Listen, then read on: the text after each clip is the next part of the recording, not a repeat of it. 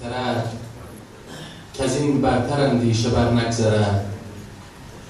خداوند نام و خداوند جای، خداوند روزیده رهنما. دوستان گرامی، مقدم همه شما عزیزان به 53مین جلسه گفتگو کلی میان نخبگان و شهروندان بنیاد آرمان شهر گرامی می‌دارم و برنامه امروز با خلاف معمول اکثر برنامه‌هایی که برگزار میشه با یک داستان کوتاه آغاز میکنه.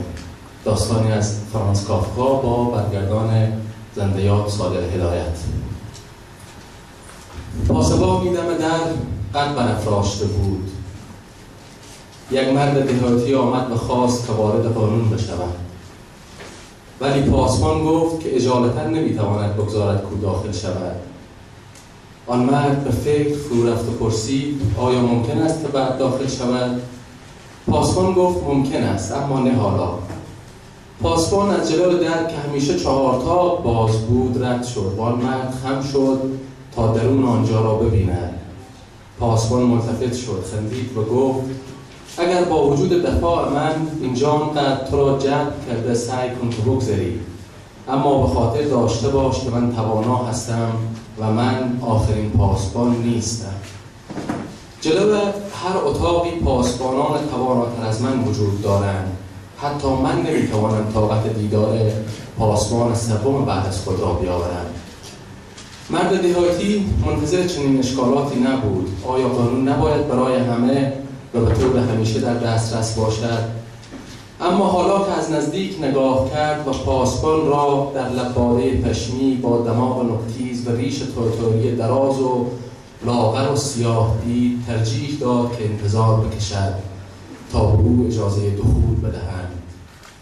پاسبان به او یک عصبی داد و او را کمی دورتر از در نشانید. آن مرد آنجا روزها و سالها نشست.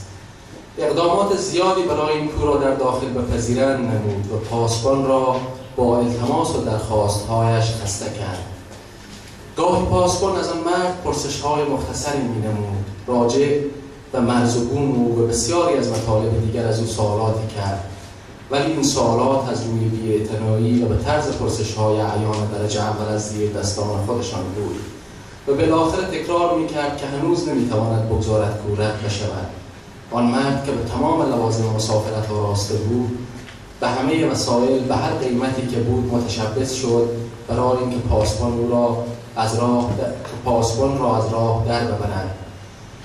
درست است که او هم همه را قبول کرد، ولی می‌افزود من فقط می‌پذیرم برای اینکه مطمئن باشید چیزی را فراموش نکرده اید. سالهای متوالی آن مرد پیوسته به پاسبان نگاه می‌کرد.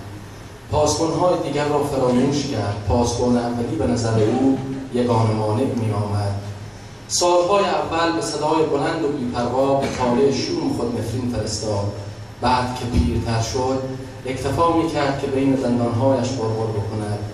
بالاخره در حالت بچگی افتاد و چون سالها بود که پاسبان را مطالعه می‌کرد تا کک‌های لباس پشمی او را هم می‌شناخت. از کک‌ها تقاضا می‌کرد که کمکش بکنند و کژخلقی پاسبان را تغییر بدهند. بالاخره چشمش ضعیف شد به طوری که در حقیقت نمی‌دانست که اطراف او تاریک‌تر شده است و یا چشم‌هایش او را فریب می‌دهند. ولی حالا در تاریکی شعله با شکوکی را تشخیص می‌داد که همیشه از در قانون زمانه می‌کشید. اکنون از اون رو چیزی باقی نمانده بود. قبل از مرگ تمام آزمایش‌های این همه سالها که در سرش جمع شده بود به یک پرسش منتهی می‌شد که تاکنون از پاسبان نکرده بود. به او اشاره کرد، زیرا با تن خشکیده‌اش دیگر نمی‌توانست از آنجا بلند شود. پاسبان در قانون ناگزیر خیلی خم شد، چون اختلاف قد کاملا به زیان مرد دهاتی تغییر یافته بود. از پاسبان پرسید اگر هر کسی خواهان قانون است، چطور در طی این همه سالها کس دیگری به جز من تقاضای ورود نکرده است؟ پاسبان در که حس کرد این مرد در شروق مرگ است، برای اینکه پرده صماخ بی‌حس او را بهتر متأثر کند در گوش او نعره کشید از اینجا هیچ کس به جز تو نمیتوانست داخل شود، چون این در ورود را برای تو درست کرده بودم. حالا من میروم و در را میبندم. سپاس فراوان. و سپاس مجدد از همه شما عزیزان تشریف آوردید. طوری که تعدادی از دوستان در جلسات گذشته آموزش‌دهند، هم جلساتی که در واقع به مناسبت انتخابات پارلمانی افغانستان راه اندازی شده تشریف داشتند، ما پیش از جلسه امروزی دو جلسه دیگه هم داشتیم که من به شکل مختصری دو جلسه رو شما معرفی میکنم و میریم به سمت جلسه امروز. جلسه اول ما به عنوان نگاه انتقادی به کارنامه مجلس اول در واقع یک نگاه نقادانه به سمت پرونده مجلس اول افغانستان داشت و کارهایی که شده بود و کارهایی که باید میشد و صورت نگرفت.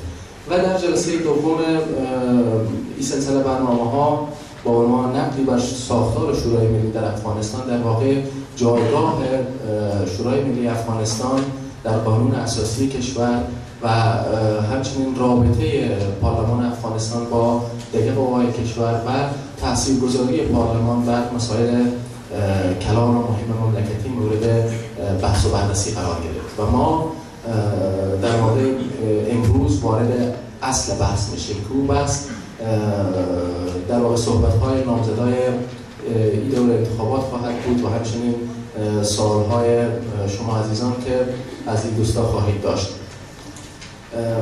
مهمانان برنامه امروز ما بر علاوه دوستانی که در سالن تشریف دارند، خانم انارکلی هنریار که می‌کنم هنوز تشریف نیاوردند، ایشان آقای احمد بهزاد نامزد مجلس نمایندگان در ولایت هرات که متقاضا می‌کنم تشریف بیارن روی استیج، آقای خلیل رومان نامزد انتخابات مجلس دوم از کابل، جناب آقای محمد نصیر خیاس که فکر می‌کنم ایشان هم از کابل نامزد هستند و آقای شیوای شرق نامزد مجلس دوم از ولایت بدخشان.